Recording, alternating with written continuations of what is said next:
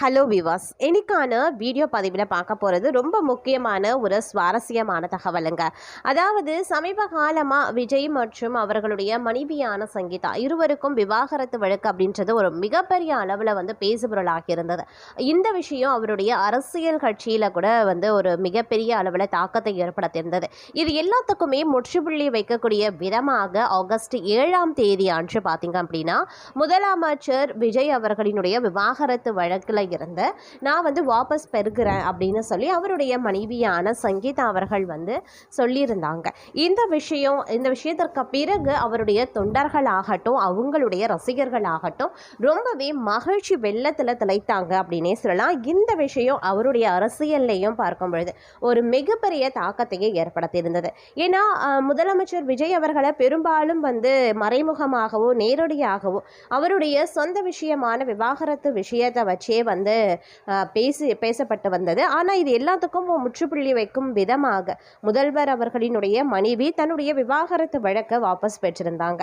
இந்த நிலையில இவங்க இருவருமே இணைந்து வாழ போறாங்க அப்படிங்கிற எதிர்பார்ப்பு அனைவருடைய மத்தியிலையுமே எழுந்திருந்தது. இந்த நிலையில பார்த்தீங்க அப்படின்னா ஆகஸ்ட் 25ஆம் தேதி அவங்களுடைய திருமண நாள் வந்திருக்கு. அதில் பார்த்தீங்க அப்படின்னா அவங்க இருவரும் ஒன்றிணைவாங்க, ஒன்றா சேர போறாங்க, ரீயூனியன் நடக்க போகிறதாக பல கருத்துக்கள் சமூக வலைதளங்களில் பார்க்க முடிஞ்சது.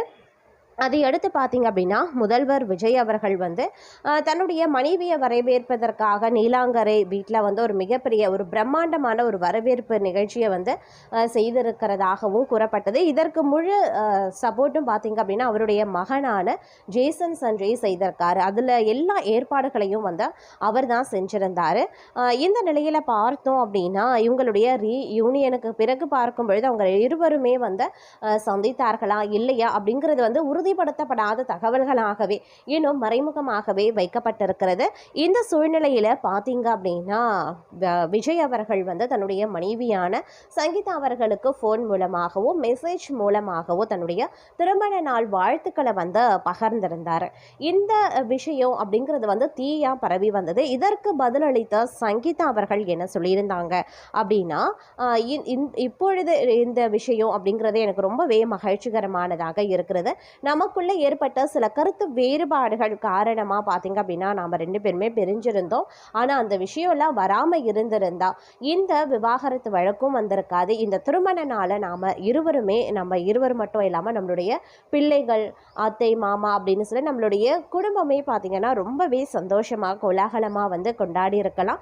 நீங்கள் முதல்வர் ஆனதற்கு பிறகாக வரக்கூடிய முதல் திருமண நாள் அப்படிங்கிறதுனால இந்த திருமண நாள் ரொம்பவே சிறப்பாகவும் ஒரு சிறப்புக்குரியதாகவும் அமைஞ்சிருக்கும் அப்படின்னே அவங்க வெளிப்படையாகவே பேசியிருந்ததாக கூறப்படுகிறது. இந்த விஷயத்தை கேட்ட முதல்வர் விஜய் அவர்கள் ரொம்பவே பார்த்தீங்க அப்படின்னா மகிழ்ச்சி அடைந்ததாகவும் சொல்லப்படுகிறது.